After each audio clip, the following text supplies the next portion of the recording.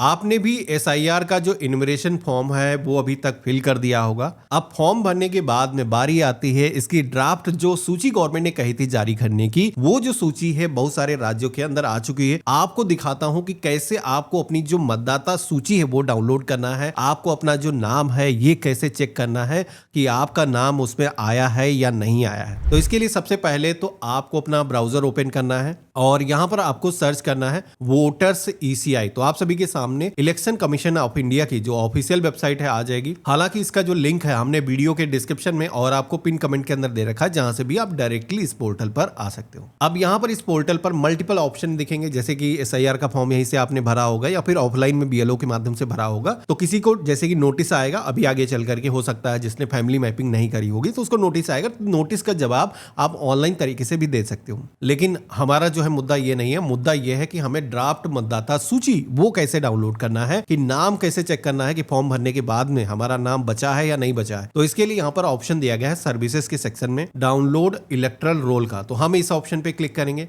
अब इसके बाद में स्टेट की एक पूरी लिस्ट आ जाएगी, तो आप जिस भी स्टेट से हो यहां पर आप सिलेक्शन करोगे। अब इसके बाद में ईयर ऑफ रिवीजन 2026 ये हमें सेलेक्ट करना है। इसके बाद में रोल टाइप के सेक्शन में आप देखोगे कि आपके राज्य के अंदर एसआईआर का जो डेटा है, जैसे कि थर्ड फेज के अंदर जिन राज्यों के अंदर एसआईआर चल रही है, जिसमें कि पंजाब, दिल्ली, चंडीगढ़ या फिर आंध्र प्रदेश, अरुणाचल प्रदेश, हरियाणा, महाराष्ट्र, नागालैंड, ओडिशा, आप किसी भी राज्य से हो अपने अकॉर्डिंग यहाँ पर सेलेक्ट करोगे। इसके बाद में डिस्ट्रिक्ट का सेक्शन आएगा, तो आप अपने डिस्ट्रिक्ट का जो नाम है यहाँ पर आप चूज करोगे। यहीं पर ऑप्शन मिलेगा असेंबली कॉन्स्टिट्यूंसी का। अब यहाँ पर जो है विधानसभा क्षेत्र जो भी आपका लगता है वो आप यहाँ पर सेलेक्ट करोगे। लैंग्वेज सेलेक्ट करने का ऑप्शन आएगा, तो देखो एक तो इंग्लिश में ऑप्शन रहेगा, दूसरा रीजनल लैंग्वेज के अंदर ऑप्शन रहता है। तो आपकी जो भी रीजनल लैंग्वेज है एक से ज्यादा भी शो कर सकता है, तो आपको यहाँ पर अपना सिलेक्शन करना है। इसके बाद में आप सभी को कैप्चा कोड दिखेगा, तो यहाँ पर ये जो कैप्चा कोड है सेम दर्ज करना है। लेकिन उससे पहले मेन जो काम करना है वो आपको बता देता हूँ। पेज में आपको नीचे की तरफ आना है। यहाँ पर आप सभी को देखोगे कि पोलिंग बूथ के जो नाम है वो दिखाए गए हैं। अब यहाँ पर जो है गवर्नमेंट ने कुछ नए पोलिंग बूथ भी बनाए हैं। देखो अभी जो एसआईआर का काम हो रहा है, इसमें कई बार क्या होता है आपके गाँव के अंदर जैसे कि वोटर्स ज्यादा हो गए तो नई मतदाता सूची या फिर नया पोलिंग बूथ बनाया जाता है। जैसे कि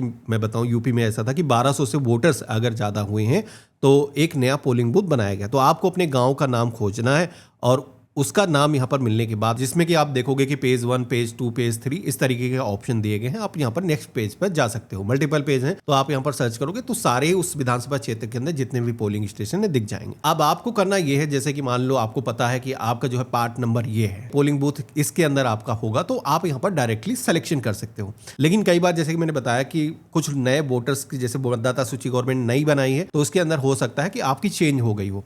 तो आप अपने गांव का या फिर जो भी पोलिंग बूथ है अगर एक से ज्यादा दिख रहे हैं तो आप सिलेक्शन करके सारी ही वोटर लिस्ट डाउनलोड कर सकते हो और उन दोनों या तीनों के अंदर आप अपना जो नाम है वो चेक कर सकते हो। तो इस तरीके से नेक्स्ट करते हुए जा सकते हो, या फिर आपको सर्च बॉक्स दिया गया है यहाँ पर भी आप सर्च कर सकते हो। तो यहाँ पर हमने जिन भी पोलिंग बूथ की डाउनलोड करनी है सिलेक्शन किया है और इसके बाद में कैप्चा कोड यहाँ पर दिखेगा। तो आप यहाँ पर same captcha code capital small जैसा है यहाँ पर आप दर्ज करोगे और इसके बाद में दिए गए डाउनलोड सेलेक्टेड पीडीएफ के ऑप्शन पे क्लिक करोगे। तो इस तरीके से आप देखोगे कि 2 पीडीएफ हमने डाउनलोड की हैं, दोनों यहाँ पर डाउनलोड हो चुकी हैं।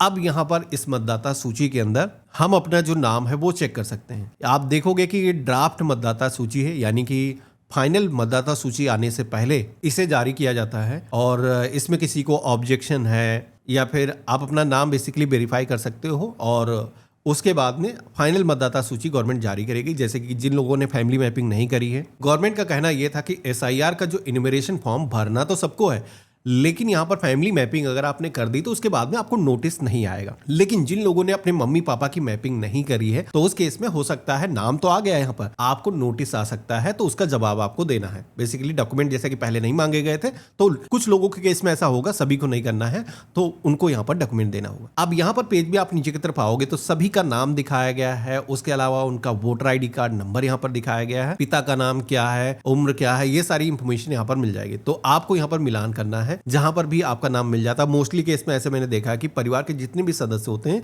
वो एक ही जगह पर मिल जाते हैं। तो आप यहाँ पर आकर के मतदाता सूची को डाउनलोड कर सकते हो। आप जहां पर भी नाम आपका मौजूद है उसको चेक कर सकते हो। यहाँ पर आपका नाम मिल गया तो यानी कि आधी जंग आपने जीत ली है। SIR का फॉर्म आपका भर चुका है, लेकिन जैसे कि गवर्नमेंट ने कहा था कि SIR का फॉर्म भरने के बाद में सभी का नाम इसके अंदर आएगा। जिन लोगों ने नहीं भरा है तो उनका जो नाम है वो डिलीट हो जाएगा। तो SIR का फॉर्म अगर आपने नहीं भरा होगा तो आपका जो नाम है वो डिलीट हो चुका होगा इस मतदाता सूची से। तो उस केस में अगर आपको नाम जुड़वाना है तो क्या प्रोसेस होगा, तो उसके लिए बेसिकली प्रोसेस ये है कि जिसका भी नाम नहीं आया है उसको फॉर्म नंबर 6 भरना होगा। फॉर्म नंबर 6 आप BLO के माध्यम से भर सकते हो या फिर आप चाहो तो इस पोर्टल के माध्यम से भी ऑनलाइन तरीके से भर सकते हो। बाकी लोगों को नाम यहाँ पर आ चुका तो कुछ भी करने की जरूरत नहीं है। बस आपको अगर BLO से कोई नोटिस आता है, कॉल आता है, तो आपको उनको डॉक्यूमेंट देना है, जो कि मैंने बताया कि जिन्होंने फैमिली मैपिंग नहीं करी केवल उनको करना है।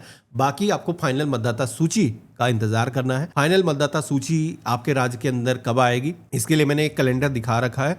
ये शेड्यूल है, आप यहाँ पर देख सकते हो। फाइनल मतदाता सूची है जो इलेक्शन के अंदर यूज होगी। तो आशा करता हूँ मैंने इस वीडियो के अंदर सारी इंफॉर्मेशन कवर करी है, लेकिन फिर भी अगर आपको डिटेल में और जानना है SIR के बारे में तो हमने कई सारे वीडियो बनाए थे SIR के बारे में, कैसे पूरा प्रोसेस काम करेगा, गवर्नमेंट का लक्ष्य क्या है इसको करने के पीछे। तो वीडियो का डिस्क्रिप्शन आप चेक कर लेना, वहां पर हमारे दूसरे वीडियो के जो लिंक है आपको मिल जाएंगे, जिनको आप एक बार जरूर चेकआउट कर लेना। बाकी हम मिलते हैं ऐसे ही एक नए वीडियो में, तब तक के लिए गुड बाय, जय हिंद।